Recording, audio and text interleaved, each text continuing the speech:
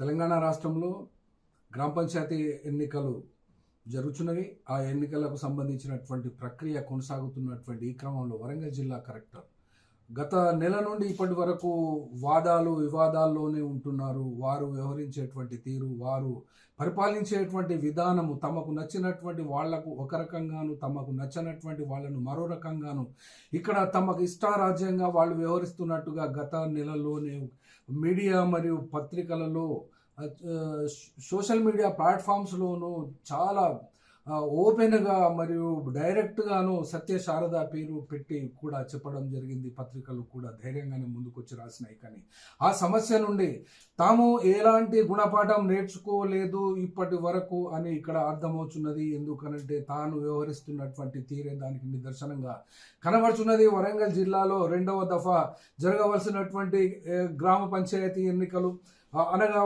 మొదటి దశ 11, 14 మరియు 17వ తేదీన ఉన్నవి. కాబట్టి ఇక్కడ జిల్లా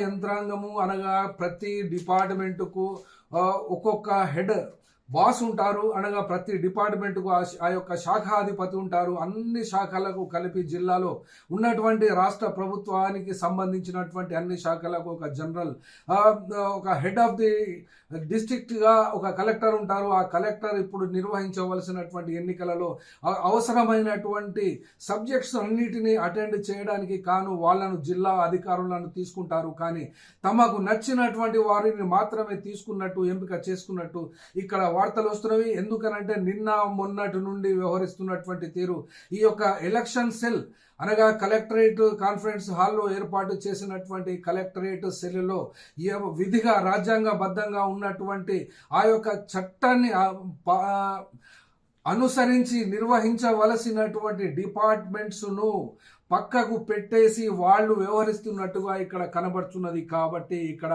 పంచాయతీరాజ్ యాక్ట్ 2018 అంతకు ముందున్నటువంటి పంచాయతీరాజ్ యాక్టును ఖచ్చితంగా ఈ యొక్క జిల్లాను ఎన్నికలు నిర్వహించేటువంటి వాళ్ళు కలెక్టర్ గారితో సహా ఈ యొక్క పంచాయతీరాజ్ యాక్టును చదివిన దాఖలాలు ఇక్కడ కనబడతలేవు. పంచాయతీరాజ్ యాక్ట్ కనుక చదివినట్లయితే ఎవరికి ప్రాముఖ్యత ఇవ్వాలి, ఎవరికి ప్రాముఖ్యత ఇవ్వద్దు అని రాజ్యాంగబద్ధంగా చట్టబద్ధంగా వ్యవహరించాల్సి ఉండెను.